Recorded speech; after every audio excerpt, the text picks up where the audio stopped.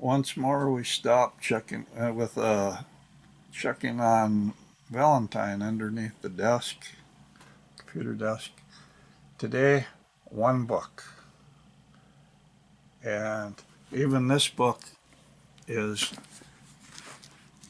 well, it looks thick. There's actually most of the book, over half of it, is really uh, comments on the book itself. This book, The Zone, Power, Discovery, or Neotech, and it's The Neotech Advantages by Frank R. Wallace. There's a story to this.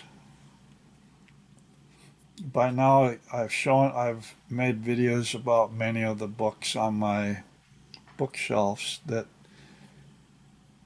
have, I figured, have been important resources in my life.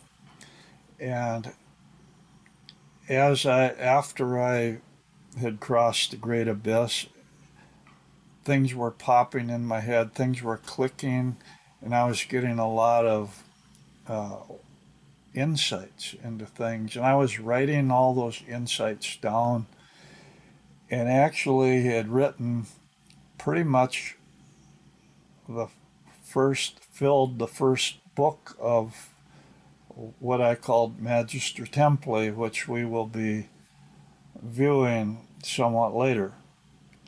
But so anyway, the bulk of what I call, not what I now call the oak material, uh, I had it down. And then I got hold of this book. And this book actually literally turned everything 180 degrees on my around. I mean, it just stopped me in my tracks, turned everything around, and said, "Hold on, wait a minute."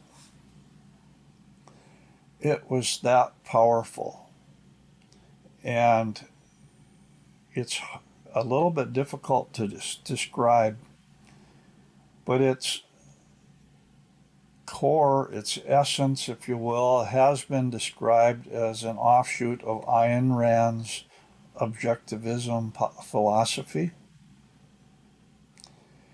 and it is extremely anti spiritual or mystical, as it calls it, in its own way. But it has valid reasons for that.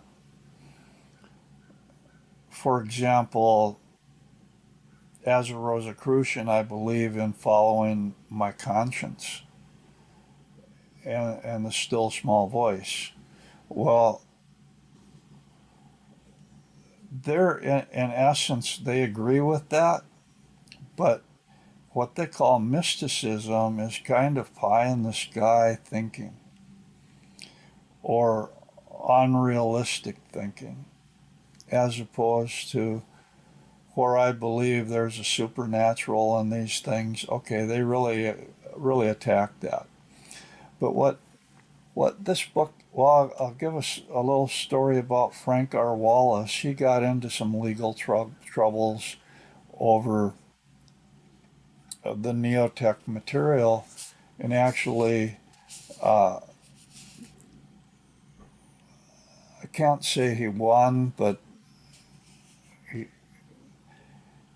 what the bottom line is, it was later in life, he actually was living, I think it was in Las Vegas, something like that, and he got killed by a hit and run limousine that was a black limousine with dark tinted windows. Basically, he was out walking along the road or jogging along the road, and it hit him and killed him. Which, let's just say that not too many hit and run victims are killed by a black limousine with dark tinted windows. So he got a lot of people mad. He got a lot of people pissed off at him. And what is unique about Neotech And it's 114 advantages that is what they say. And if these advantages are so tightly woven together like a Persian carpet or something like that, with it, each one mutually supports the next one to the point where it forms a matrix. It's not a list of 114 concepts. It is a matrix that will literally shred your belief system when you are exposed to it. I'm not kidding. I mean, it will literally shred what you have and tear it apart, because whatever you believe is not as solid, is not as structured as what this is. This is just vicious. It's like a computer virus that gets in your mind. And once you get it in your mind, you can't get it out. And I was fortunate enough to be infected with the Neotech virus, and I did my best to integrate it and integrate it with the oak material, even though it actually had the effect of turning my whole worldview 180 degrees upside down. Excuse me. And it's safe to say that the oak material now is as much of a matrix as the Neotech material was, and actually stronger. But it's like uh, it's like something that it showed me that when you put some concepts, when you allow something in your head, it's stuck. You're infected by it, and you have two choices. You either need to accept it and integrate it, or you need to find a way to eradicate, to defeat it, to eradicate it. And that is almost impossible for most people. So that's why about half of these books are filled with letters from people who are either praising it so highly, or they're uh, saying, I had to burn it. I went out and burned it to try to get rid of it. So, anyway, that should make people a little bit curious about what I'm actually talking about. So, I am going to uh, read a few subjects here that kind of give you an example of what we're looking at. Okay, Neotech Advantage number 28. The questions: who created existence and why of the universe are ancient mind subverting gimmicks of positing invalid, intellectually untenable questions that have no basis in reality. That false question maneuver has been used by theologians and other mystics for centuries. The gimmick works by taking an invalid or meaningless idea and then cloaking the phraseology, or then cloaking the idea with spacious and profound sounding phraseology. That phraseology is then used as an intellectual prop to advance false irrational concepts or doctrines. Consider, for example, the who created existence and the why of the universe, questions so often used by poets and theologians to advance the God or higher power concept. On closer examination, one realizes that invalid questions such as who made the universe are meaningless and unprofound. For that type of infinite regression question, of who created the creator and so on back answers nothing and is anti-intellectual. Such a question cannot or need not be answered once one realizes that existence exists. On realizing that by nature existence simply exists, one then realizes that the who created existence and why of the universe questions cannot or need never be answered because no causal explanations are needed for existence or the universe. Existence is axiomatic. It just exists. It always has and always will exist. Nothing created it, and no causal explanation is needed or valid. For what? For what is the alternative?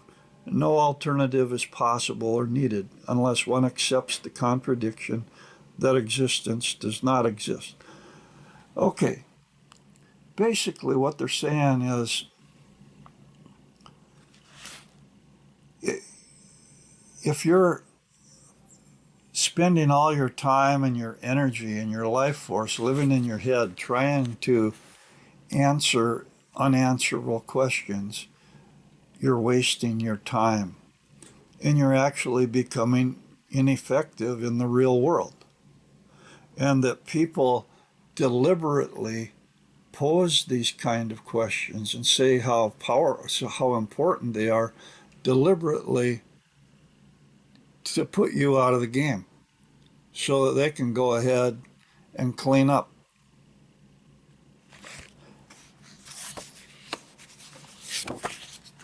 This would actually, I think the next page here would even talk about it a little bit more. Let's see. Techniques of mysticism. Books such as Fromm's The Art of Loving established the following technique that most of today's popular mystical-based books use to gain credibility, public acceptance, and saleability. Obviously valid facts and concepts are first presented to capture the interest and confidence of the reader. Those valid concepts are then woven throughout the false mystical notions to lend an air of validity to the whole work. Essentially, all religious and altruistic doctrines depend on similar techniques of using out-of-context facts, non sequiturs, slogans, truism, and parables to validate their special doctrines, specious doctrines. Cleverly manipulative writers such as Fromm and deceptively manipulated organizations or modern churches such as Ron Hubbard's Church of Scientology can be even more dangerous and harmful than the overt old-time religion or the neurotic televangelists' born-again approaches. Today, most individuals reject the more obviously vicious hellfire and brimstone aspects of the Bible and old-time religion. Still, even the most commonly rejected, blatantly malevolent aspects of the Bible and religions continue to do their damage by infusing subconscious guilt into those trying to live by Judeo-Christian ethics. Similarly, the news media constantly mislead their audience by using out-of-context facts and non sequiturs to create stories that seem valid but are not. In that way, the media mystically manufacture news that subtly or overtly attacks objective values and their producers. Constant exposure to propaganda against objective values and heroic producers leaves people increasingly indifferent toward upholding honesty and justice.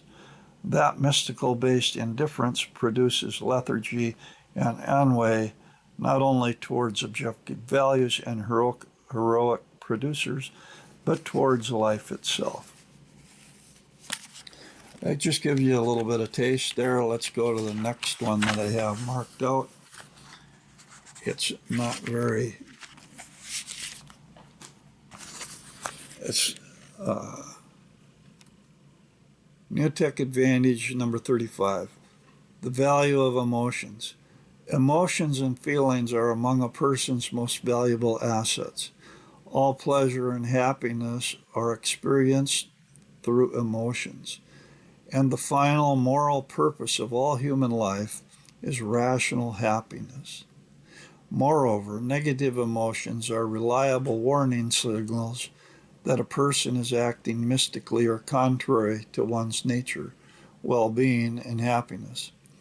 Emotions deliver the ultimate human rewards and penalties. Such emotions depend on the life a person chooses to create and live. A person's emotional content will be either happy or unhappy, depending on the extent which that person has rejected or accepted mysticism. Rejecting mysticism means accepting sole responsibility for understanding and dealing honestly with reality. A person must reject mysticism to effectively perceive and integrate reality, to effectively solve problems of growth and love. That in turn delivers the self esteem and emotional content needed to experience abiding well being, psychic pleasures, and emotions, or pleasures and romantic love. Everyone controls his or her wide range emotions, i.e., being fundamentally happy or unhappy, through one's constant volitional choice to be honest or dishonest, to act through businesslike thinking or through mystical thinking.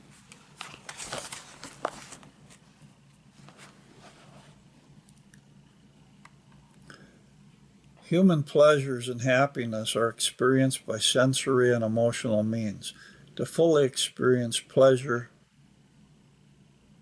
and happiness, a person must develop an integrated awareness of emotions along with a mystic free, guiltless acceptance of those emotions.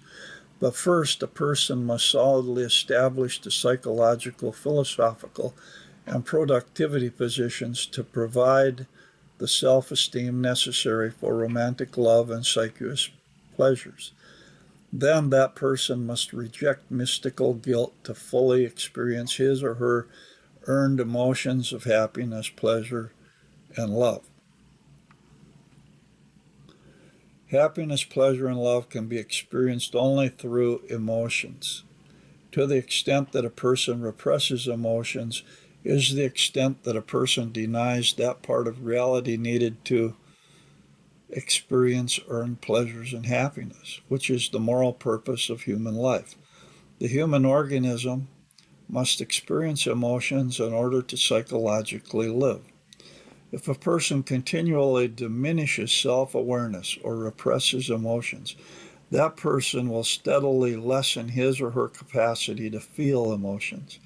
To compensate for that deadening of feelings, thus a deadening of life, that person must take increasingly stronger measures to feel something until the only feeling left is to feel pain. But that person must feel something, so he or she strives to feel pain. And the easiest, quickest route to feel pain is through destructive actions rationalized through mysticism. Also, as a person diminishes his or her awareness and integration capacities, the initiation of longer range positive actions becomes increasingly difficult. At the same time, that person increasingly succumbs to mysticism and selecting more and more destructive actions in order to feel something. Destructive actions taken to feel something include manipulating others,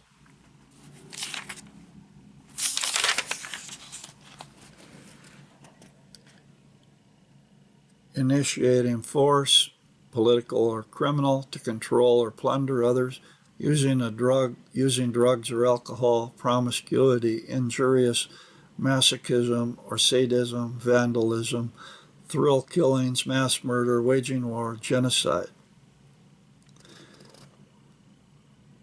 Emotions and reality. Emotions are a real part of every person and therefore are a part of reality. To know and deal with undistorted reality, a person must first know oneself which includes knowing one's own emotions. A person must learn to be aware of feelings in order to prevent destructive emotional reactions. A person must also know one's own emotions in order to effectively share them in a love relationship. For the pleasure and happiness of a romantic love relationship is measured by emotional closeness. Now, they also go on to say in one part that emotions are one of the richest part of life and what makes life worth living. But you can't let emotions control you. You need to experience them and accept them, but you have no control over emotions. But you do have control over your physical actions. So they give an example. You can feel like killing somebody, but as long as you don't act on that, it's fine to feel those emotions because you cannot control your emotions. That's an interesting thing that they bring up. But here's the last thing that I'm going to share, because this is very profound as well. Initiatory force, the prime evil. Force, coercion, threat of force, or fraud initiated against any individual for any reason by any individual, group of individuals, societies, or governments is morally wrong. That is the only categorical moral statement possible.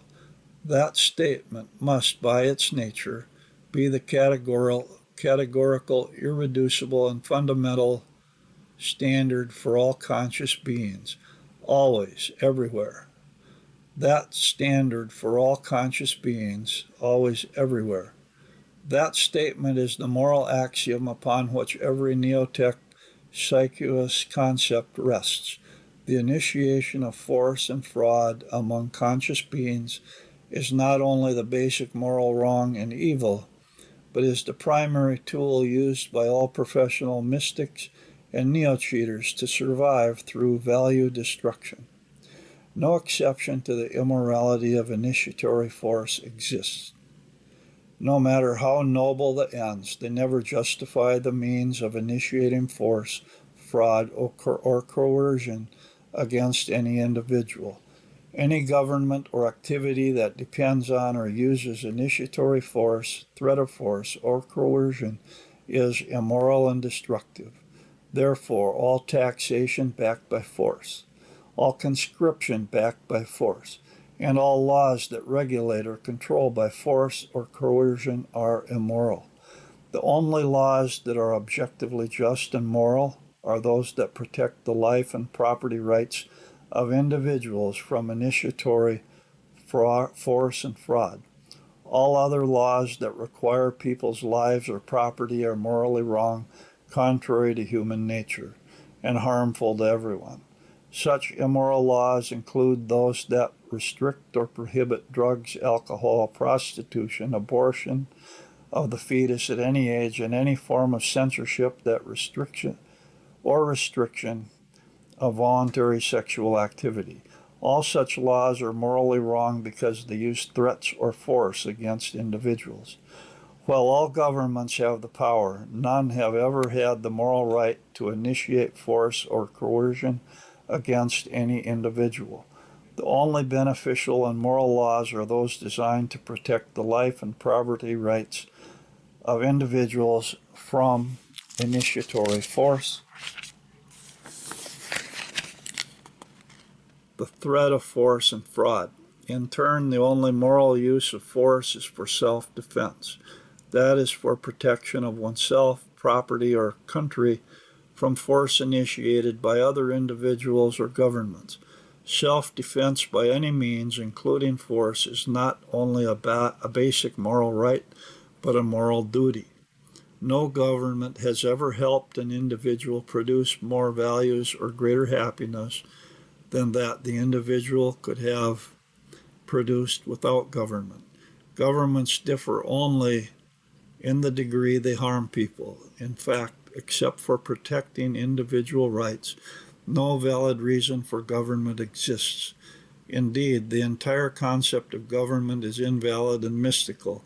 Government is nothing more than a mystical big lie hoax perpetuated through the centuries by neo-cheaters through force, non sequiturs, and the manipulation of mysticism. Government is not the equivalent of one's country. Governments are based on invalid mystical notions that have no basis in reality. Countries are objectively real entities of defined territories. A person can love his or her country, but properly despise the government that, with usurped power, constantly harms and drains everyone within its realms. This basically, it's not right to force people to comply. And what do we see in our society? In our society, we see we got to pass a law. We got to pass a law. We got to pass a law so that everybody does it, so that everybody gets a flu shot, so that everybody does this, so that everybody does that. They have this idea in their head, instead of trying to figure out what works. Okay, these people aren't playing the game. We're going to force them to. So you can see why neotech really butts heads with external authority. And what they're in their own way, what they're saying is there's a fight between internal authority and external authority. And they argue that internal authority, based on logical, rational thinking, is more powerful than external authorities such as governments and laws and things like that. Whereas my view with the oak material or the Rosicrucians or whatever also believe in internal authority, but they follow that as the internal authority is the voice of conscience. And either way, they're very close, because the external authorities in this world, their biggest fear is that we don't listen to them, that we don't follow their rules, their laws, that we go ahead and do what we want. So you can see how this is really dynamite and uh, pretty explosive material. I will say that as I bring up the oak material later on, you will find how I've attempted to fully integrate these advantages into that material in a way that kind of complements it, or it finds a truce with it. Anyway, very powerful stuff. And it is my first run in with a matrix, which actually, as I said before, exposure to these concepts. Once you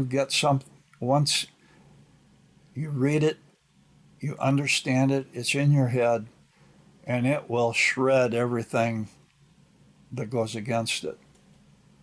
It's very powerful in how a matrix actually works. Most people do not have a matrix for a belief system. Okay, till next time. Thank you.